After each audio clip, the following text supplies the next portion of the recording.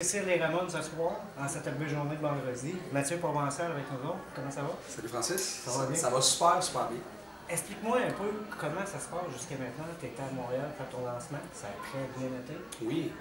Comment tu te sens jusqu'à maintenant? Là, tu es rendu à Québec. Oh, ben Tu vas écoute, faire je une tournée du suis Québec. toujours un peu fébrile. Écoute, je suis à Québec depuis 2 jours. On a fait une tournée de promotion radio hier et tout. Donc là, on vient tout juste de faire le lancement ici à Québec. Mais ce soir, on a le spectacle complet. Les gens sont au rendez-vous, donc c'est bien, bien le fun. Québec, j'adore cette ville-là. Je sais pas pourquoi. J'aime tellement ça venir ici depuis, mon Dieu, depuis 10 ans déjà. Ça va tellement vite. Je ne vois pas le temps passer. Donc, j'ai bien, bien hâte d'aller faire le show complet ce soir. D'ailleurs, on casse le show au Québec. Ouais, C'est la première fois qu'on le fait complet à Québec. Ouais. Il y a des gens qui sont venus de partout au Québec, Oui. dont les gens de Gatineau, Montréal, Sherbrooke, Trois-Rivières, vraiment. Ton feeling pour ce soir, qu'est-ce que tu t'attends de la soirée? Ben écoute, c'est sûr que c'est la première fois qu'on présente le spectacle complet, donc je pense que les gens qui me suivent depuis le premier album, je pense qu'ils vont être surpris. J'espère qu'ils vont être agréablement surpris. On a un nouveau son. J'ai travaillé avec Glenn Robinson sur cet album-là, qui a notamment travaillé avec Keith Richards, qui a travaillé avec Steve Miller Band, David Bowie, plein de grands de la musique.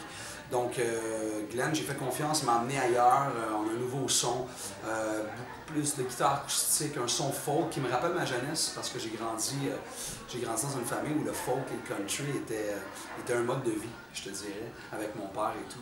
Qu'est-ce qui a changé entre ton premier album et celui-là? Qu'est-ce qui a pu faire en sorte que, voilà, on est prêt pour ce deuxième album-là?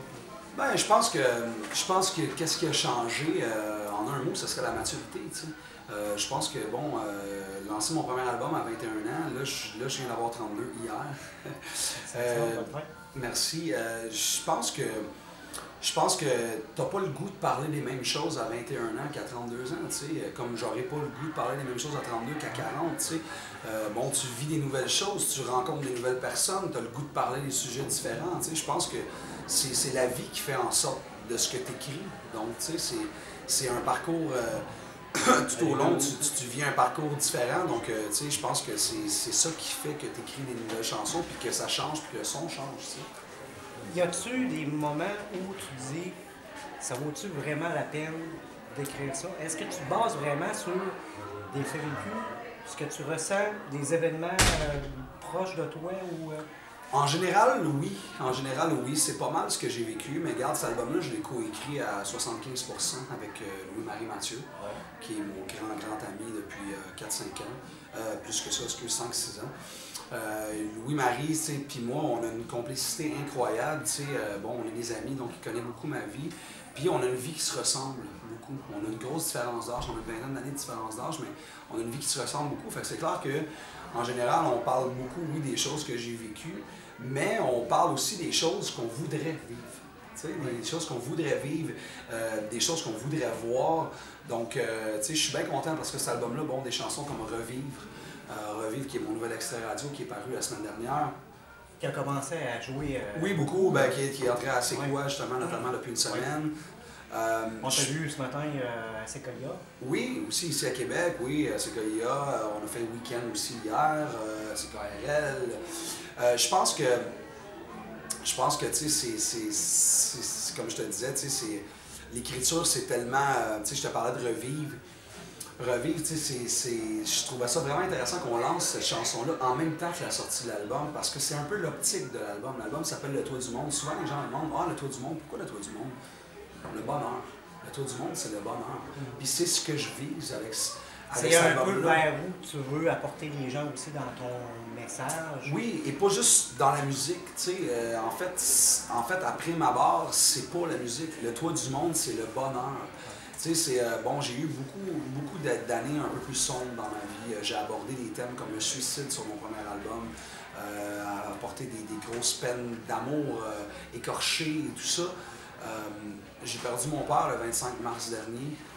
Ça a changé totalement ma vision de la vie, tu sais. Puis je pense que cet album-là en témoigne beaucoup, tu sais.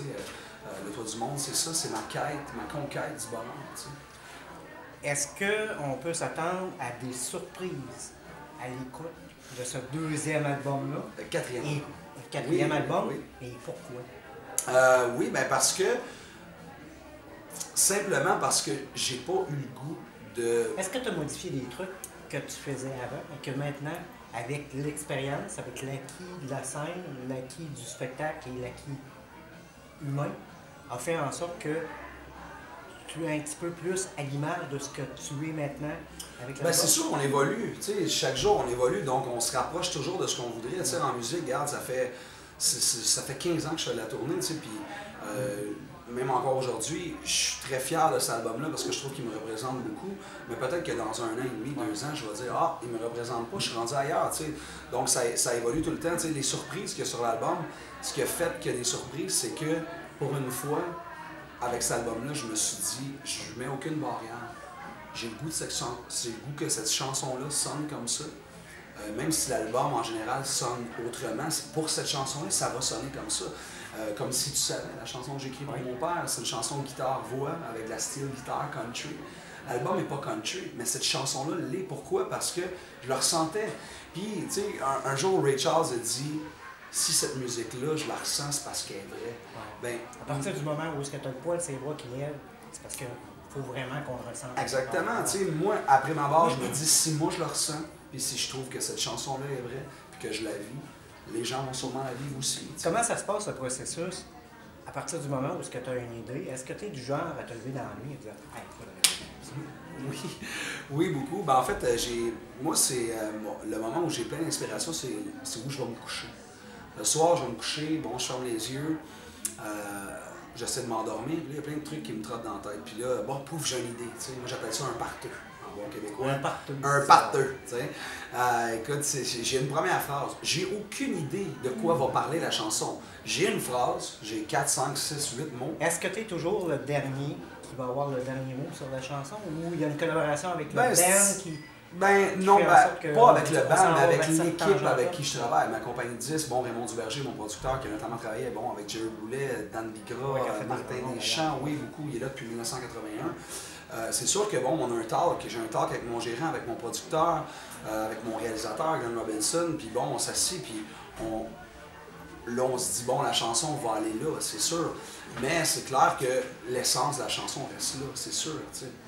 Est-ce qu'il y a des styles musicaux que tu n'as pas travaillé jusqu'à maintenant que tu aimerais peut-être expérimenter avec les années? C'est une bonne question, ça. Écoute, je te dirais que... Parce que tu me parlais, on a vu tantôt au lancement le côté rock, puis là on parle du côté western. Est-ce qu'il y a encore des surprises qu'on peut s'attendre dans cette provençale? Ben écoute, je pense que j'ai touché à plein de trucs dans ma vie, tu sais. Bon, moi, mon amour pour la musique, ma vie de musique a commencé avec le blues. Mon premier amour était le blues, beaucoup, beaucoup longtemps. Ensuite de ça, tu sais, le rock est venu me chercher pour la rage qu'il y avait dans cette musique-là. Parce que, tu sais, on le ressent encore sur cet album-là, je dis qu'il est différent, mais c'est sûr que l'essence de moi ne change pas. Donc la rage que j'ai à chanter est là, mais je la chante différemment. J'ai plus envie d'être enragé dans la vie. Je l'ai été trop souvent. Je veux plus me fâcher, je veux plus m'arrêter à des trucs qui sont anodins, qui font que tu te dis, garde, ça donne quoi, tu sais. Donc, tu sais, c'est pour ça que je te disais que je vise le toit du monde, viser le bonheur, tu sais. Fait que je pense que ce qu'on, tu sais, s'il y a un bon style musical que j'ai pas touché, bon, j'ai pas touché le jazz. J'ai pas touché le jazz, ça serait quelque chose que peut-être un jour, on sait pas, tu sais. Mais tu sais, bon, j'ai touché au blues, au rock, au country, au folk. Mon Dieu, ouais, c'est pas mal ça, tu sais. J'ai touché, bon, même à l'électro un peu sur certaines chansons. On parle de danse, il y a beaucoup d'électro. Fait que, tu sais, mais un style musical, ouais, le jazz, je pense un jour, peut-être. Si les gens veulent en connaître un peu plus sur Mathieu Provençal, vers où ils s'en vont? Qu'est-ce qu'ils font? Ah, c'est simple. Bon, oui, absolument. J'ai une page fan Facebook, j'ai une page personnelle, mais sur laquelle je pose tous mes trucs musicaux, malheureusement. Est-ce que c'est ton agence ou c'est toi-même qui Non, c'est moi qui réponds à mes fans. Je t'avouerais que c'est une lourde tâche. Mon Dieu, j'ai beaucoup de messages, comme la plupart des artistes aussi. Non, moi, je trouve ça important. Est-ce que tu trouvais important de t'impliquer aussi? Absolument. Oui, absolument. Avoir un contact avec... Je trouve que c'est la chose primale. Tout artiste devrait avoir une relation avec ses fans, c'est de là que ça part, tu sais. Puis bon, souvent les gens, bon, même moi, j'ai déjà chialé contre les médias sociaux parce que bon, mais je crois, et je le maintiens, je pense que quand les médias sociaux sont utilisés pour les bonnes raisons, c'est un outil génial. Parce que moi, je recule en 2005, à l'époque où j'ai signé mon premier contrat de disque avec les disques Victoire, qu'on a lancé mon premier disque, ça n'existait pas. On n'avait pas ça. Donc, tu sais, il y avait certaines choses qui étaient plus dures, tu sais. Oui, bon, c'est sûr qu'il y a des désavantages c'est pas bon parce que les gens ont un contact direct avec toi. Des fois, il y a des gens un peu désagréables, mais en même temps, ça donne un outil formidable pour garder un suivi très, très près de tes fans, tu sais. Est-ce que tu t'es aperçu une problématique pour faire passer ta musique à la radio? Parce qu'on en parle souvent avec les artistes, que des fois, il faut vraiment modifier notre style musical ou encore notre façon de faire pour avoir une porte d'entrée au radio. Ben écoute, moi j'ai connu un peu la dernière vibe de la musique qui était à son plein rendement en 2005 avec mon premier album. C'était une toute autre époque. On est juste 10 ans plus tard, mais je te le dis, ça a vraiment beaucoup changé. Bon, à l'époque, mon premier album Dans le vide était super rock. Bon, on a tourné. Bon, il y a eu, bon, au fil des années, un changement. C'est clair qu'il faut s'adapter. C'est sûr qu'il faut s'adapter. Mais je pense que l'adaptation, c'est un chemin hyper enrichissant. S'adapter, ça ne veut pas dire changer ce que tu es. Ça veut juste dire s'adapter à l'époque où on est rendu. Puis en quelque part, c'est un peu normal. Tout change. Je veux dire, bon, les ordinateurs, plein de trucs. On était aux 8 pièces, on a tombé aux cassettes. Exactement. Fait que tout évolue. Fait que je pense que. Mais ce qui est important, puis j'y tiens vraiment, c'est de garder l'essence de ce que tu fais. D'adapter les arrangements de tes chansons, d'adapter tes mélodies, tes directions musicales, c'est quelque chose d'intéressant. Mais l'essence même reste la même. T'sais. Mathieu Provençal, merci beaucoup. Merci beaucoup à toi. Bon spectacle ce soir. Merci.